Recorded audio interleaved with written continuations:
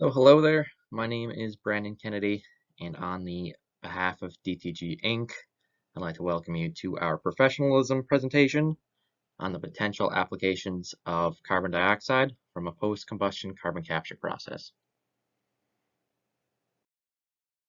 So here is an agenda of our presentation.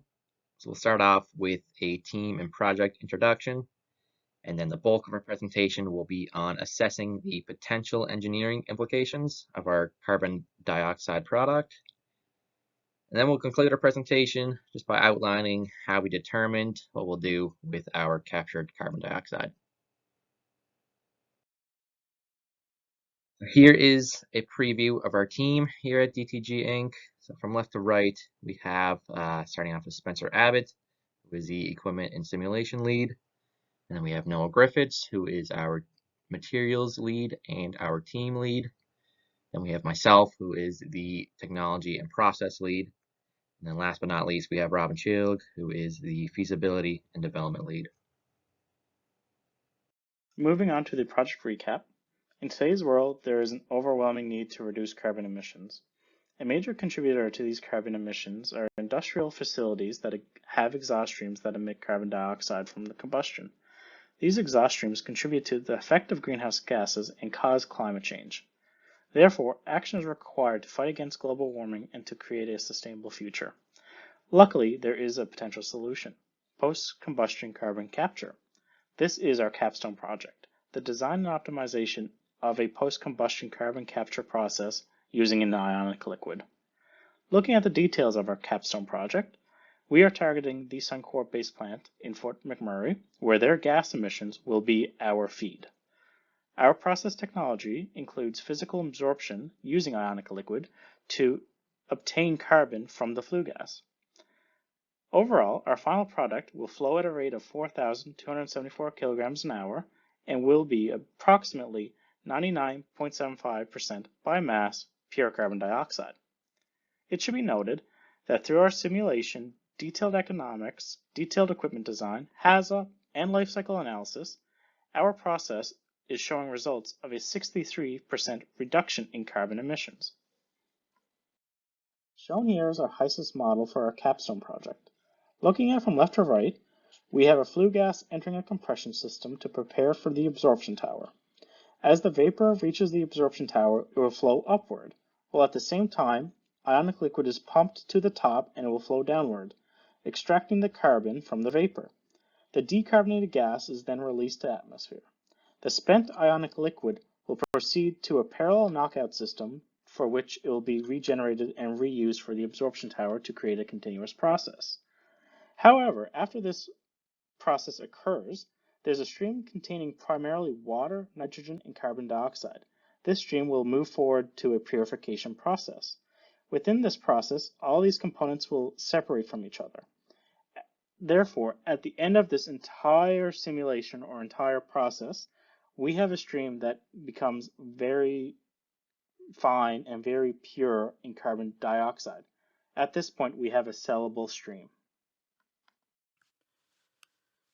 The main question we're looking to answer here today is that now that we've captured all this CO2 and prevented it from going to the atmosphere, what should we do with it? So we're going to examine and compare some different methods and investigate the broader implications associated with each method. And based on these, we're going to come up with a final recommendation on the best option for our carbon dioxide product.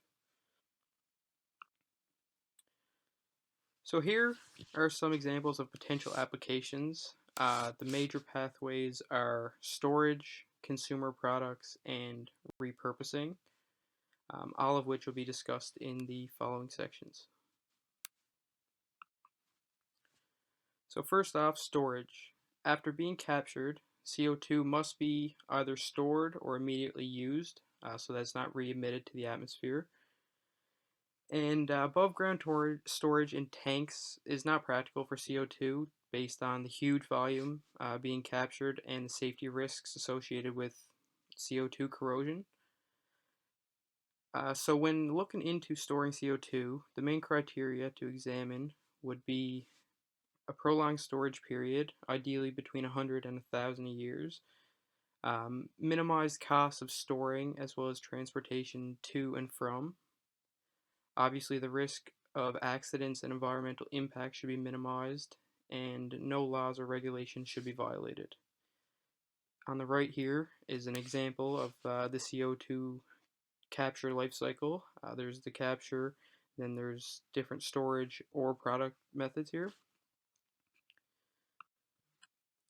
So the most applicable application for CO2 storage is known as geological storage, which means injecting or compressing and injecting the CO2 into underground formations.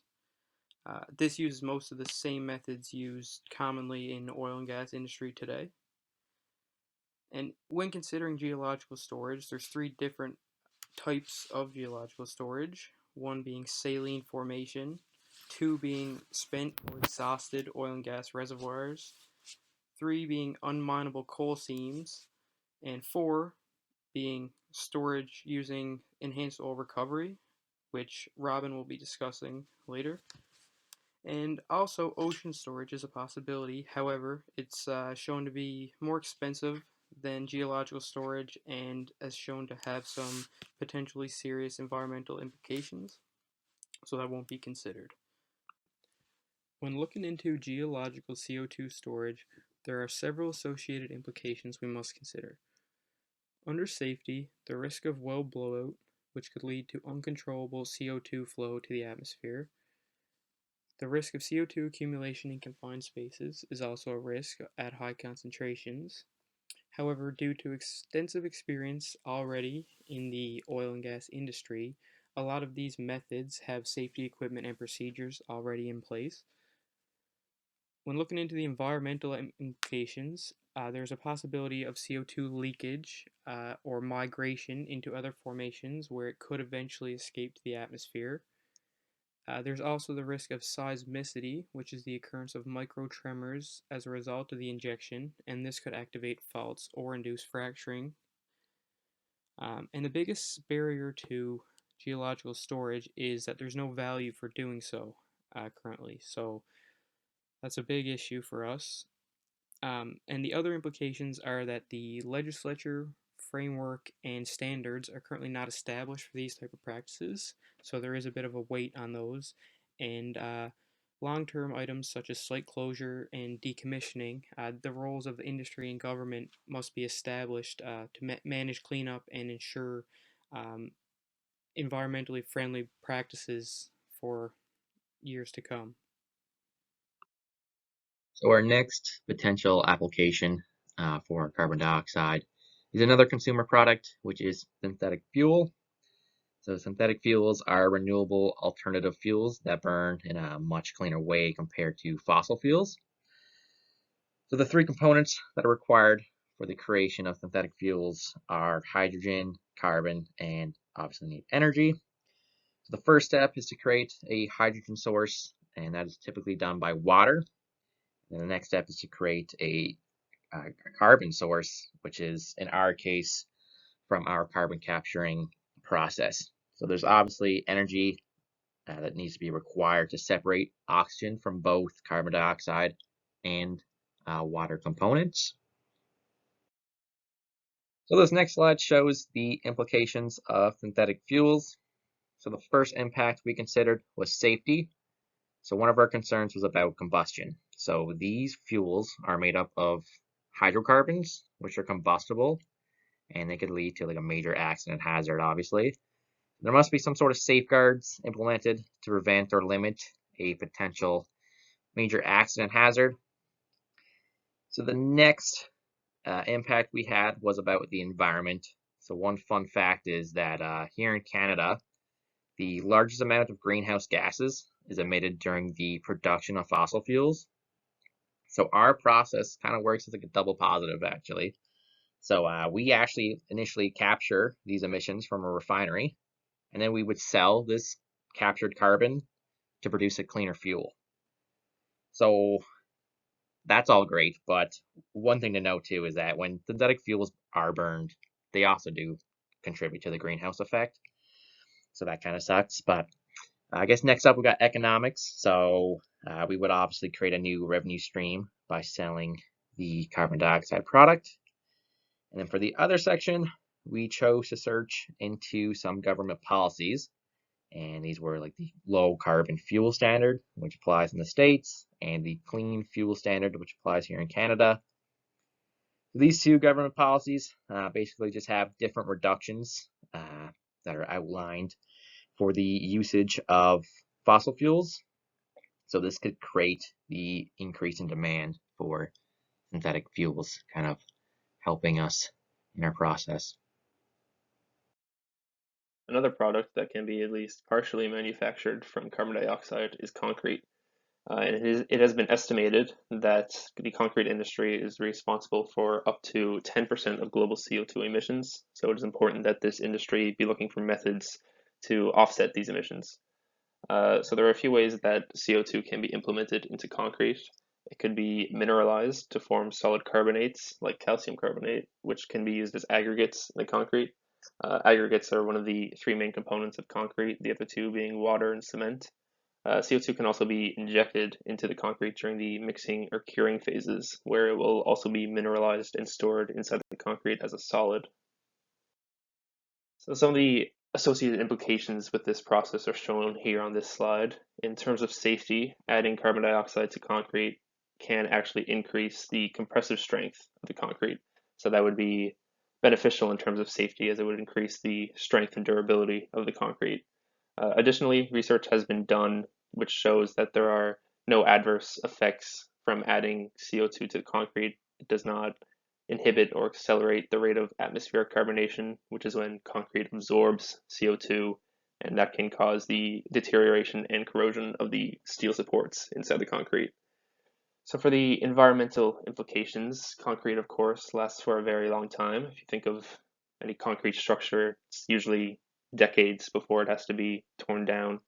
And even at that point, the concrete could be broken up and reused. So the CO2 injected into concrete could be considered as at least being semi-permanently sequestered.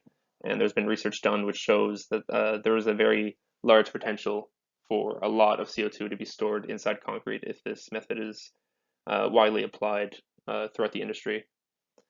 But on the other side, this application would also require our process to include extra compression, storage, and transportation to move the CO2 from our carbon capture plant to a concrete manufacturing plant, which would, of course, increase the energy utilization and therefore total CO2 emissions.